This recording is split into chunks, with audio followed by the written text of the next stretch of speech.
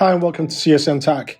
I'm Peter Briggs, and today we're going to be talking about the British Army's Leadership Code and specifically CDRILS, which is an acronym that they use for their values and standards. So why does the British Army require values and standards? Well, first and foremost, the British Army is a conglomerate of people from many different cultures, backgrounds, classes, and places around the UK. Some of those places, people come from poor backgrounds, and some people come from rich, affluent backgrounds. As a result, there is a mixed match of behaviours and values, and therefore the British Army requires all its soldiers and officers to understand its own values and standards, to uphold them, and therefore be able to carry out their duty as required with the necessary amount of morality, discipline and courage.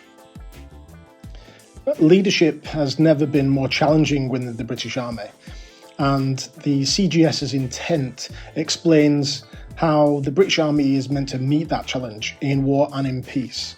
And it is with that approach to both being as familiar as possible to its practices that they can uphold the standards required of the British Army.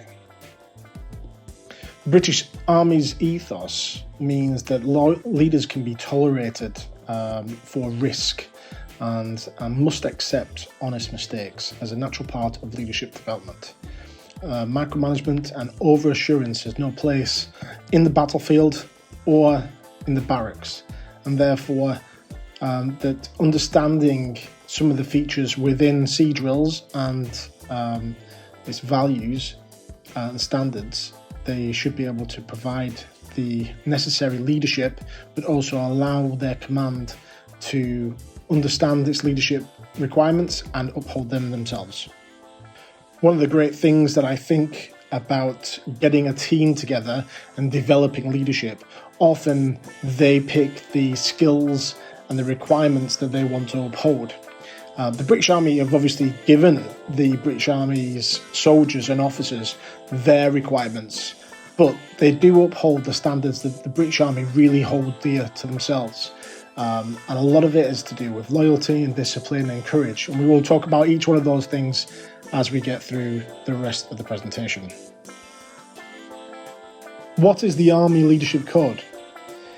Well, it's a code of morals, really, and rules to abide by in order to produce the best or winning combination. The British Army is really good at having good teamwork, working together in harsh, undulating, high temperature, high tempo locations in very high pressured situations. This is where the Army Leadership Code comes into its own. It helps people feel valued and that their strengths are appreciated, and that you're always being challenged to improve. You're encouraged to think and use your own initiative, and that you're expected to produce an outstanding performance, and that to be recognised and rewarded. But it's also there to hold people to account as necessary. So you should have unexpected or unacceptable behaviour punished in the right way, regardless of who you are or what rank you hold. The Army Leadership Code is based on the British Army's values and standards, which, and we're going to go through later, but is courage, discipline, respect for others, integrity, loyalty, and selfless commitment. And there's so much more to those words than just what their definition is. They are ultimately an ethos for the British Army to stand by and uphold as necessary, especially in places like Afghanistan and Iraq, where they've been challenged to their utmost. The great thing about having values is that a lot of people have values, but it's the standards that the British Army holds those values that really bring into its own. I often got told on our values and standards briefings that a value anyone can have. Thieves and robbers have have values, have honour between themselves. However, what really makes the British Army's integrity go up higher is the fact that it's got a standard, and that standard is aimed to be hit by those individuals so that they are appropriate, lawful and totally professional behaviour at all times. Values are specific beliefs that people have about what is important or unimportant to them, which is good and which is bad, what is right and wrong. Values develop out of our direct experiences with people who are important to us and have impact on our lives. These values are declared and followed. They form the basis of trust.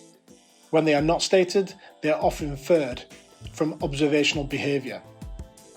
When they are stated and not followed, trust is often broken. Values are linked to the concept of motivation, the force that drives people to act. Values provide upfront motivation and often after-action evaluation. Values form the basis of how we make judgments and decisions about what we do and what we don't do. The British Army's values are at the very centre of what they do and define who they are, both as individuals and as an organisation. They are the bedrock or the foundation and the guiding principles that remain consistent whatever the situation. This is an extract from CGS's intent delivered at the Army Conference in 2015. Our purpose is clear. We protect the UK, fight the UK's enemies, prevent conflict and deal with disaster. This is underpinned by our unlimited ability and exemplary values and standards.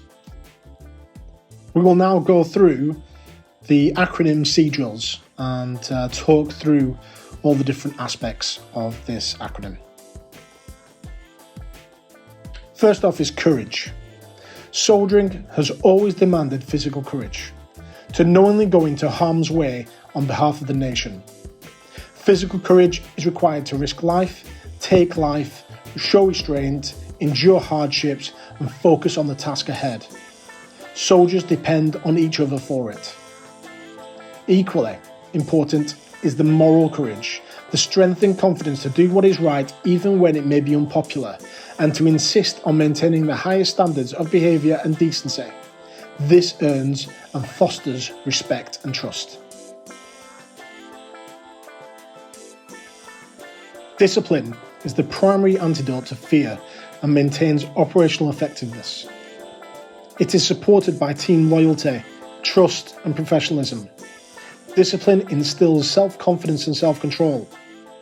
Good discipline means soldiers will do the right thing even under the most difficult circumstances. Respect for others, both those inside and outside the British Army, is not only a legal obligation, but is fundamentally the principle of freedom that the British society enjoys.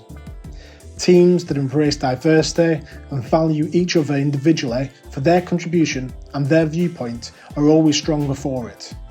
We must treat everyone we encounter as we would wish to be treated ourselves.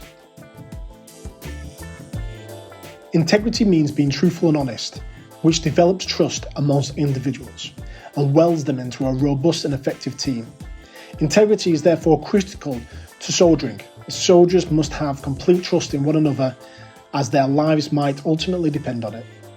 Trust in the chain of command is also key, and the demands of integrity from those in positions of authority.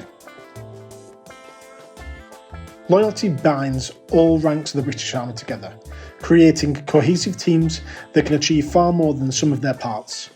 The nation, the British Army, and the chain of command rely on the continuous allegiance, commitment and support of all those who serve. But loyalty is not blind and must operate within the parameters of other values. It should not stop appropriate action to prevent transgressions by subordinates, peers or seniors. Selfless commitment is the foundation of military service. Soldiers must be prepared to serve where and when required and always give their best. The needs of the mission and the team come before personal interests.